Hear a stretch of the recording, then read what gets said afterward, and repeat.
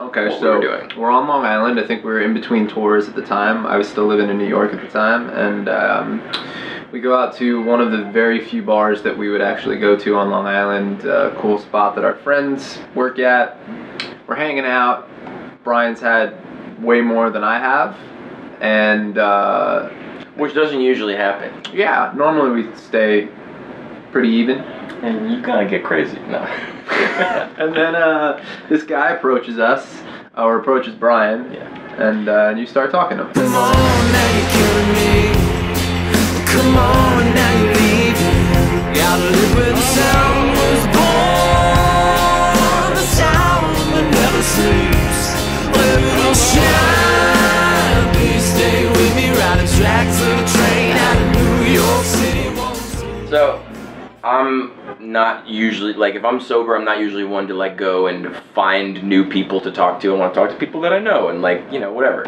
But if I'm drinking, I want to be friends with everybody. So this guy comes, starts talking to me.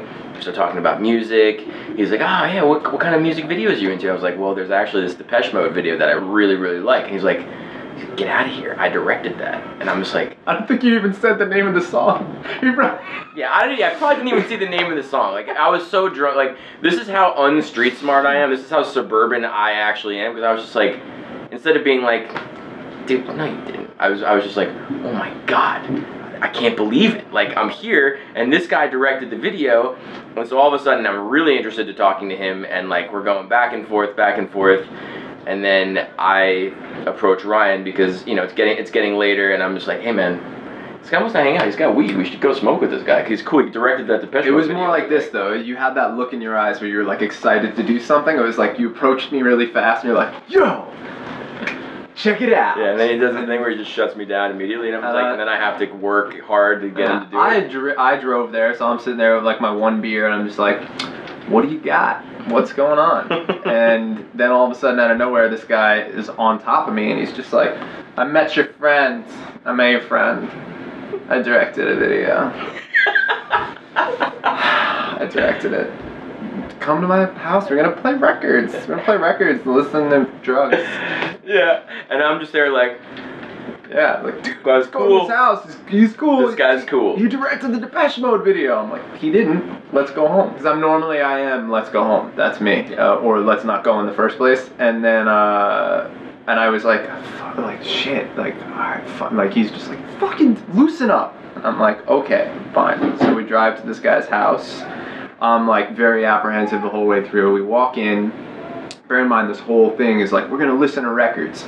This guy has 7 records, and 4 of them are the same. Yeah, I think he had 4 copies of Rumors. Yeah, Fleetwood Mac's Rumors. Didn't know how to work his record player. Did not. He's very drunk. He goes to put on one of the 4 copies of Rumors. I don't know if he had 3 others because this one was broken, but he put on the broken one, and it just started skipping. So now it's just this like horrifying, loud, the stereo's broken, the speakers are clearly broken, just Stevie Nicks just screaming at us through broken speakers. And I'm like sitting on the couch being like, yeah, I can't believe this guy lives here. And he was one of these dudes, like I'm sitting there like, I'm gonna fucking kill Brian. I don't want to be here. And I'm just kind of sitting there like this, and every few minutes he would come over and be like, what's wrong with you? What's going on? Are you good? What do you want? And I'm just like, come on, man. Like, I'm not gay. It's not happening. You're very nice. Not really. But yeah, I want to go home. Like, we've been there for now like a half an hour to an hour, and all of a sudden this dude comes out of nowhere, out of like the kitchen, wearing nothing but like little gym shorts. And like he walks in and he's hanging out, he's asking me questions, and I'm just like, I don't know, man, I don't know what I'm doing here. I hate my friend.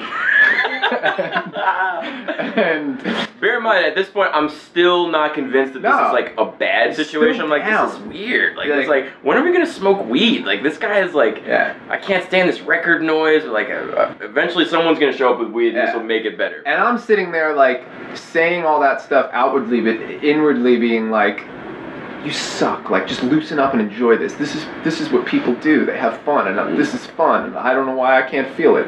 Yeah. But I want to go home. And then he tried to put a move on me, but then fell backwards through his own coffee table and broke his laptop. Yeah. And then I was like, okay, we're leaving. got up, and he wouldn't let me leave. He had blocked me in with his friend's car. Yeah. And it almost came to blows. And then that was the first moment of that night. Yeah. That was when I was just like, all right, yeah, now they're getting loud, and like I might have to step in between these guys because they're about to fight. And then I realized what a huge, horrible mistake I'd made by making this new friend at the bar, and Ryan almost beat him up, and we almost got kidnapped, and Ryan almost got... I wouldn't have beaten him up. I just would have walked home and left my car. You wouldn't have beaten him up. You would have let me beat him up. It was a bad mistake on my part. Never gone anywhere together since. Yeah. No, we don't hang out. I especially don't talk to new people. Don't let your drunk friends talk to anybody. And you need more than 7 records if you're going to have people over. Yeah. Don't talk to anyone. Don't ever talk to anybody, because they're trying to hurt you. This is where I live, where the rich play dead. They don't wanna be found watching from the crow's nest. Draw the line between the need more and no less.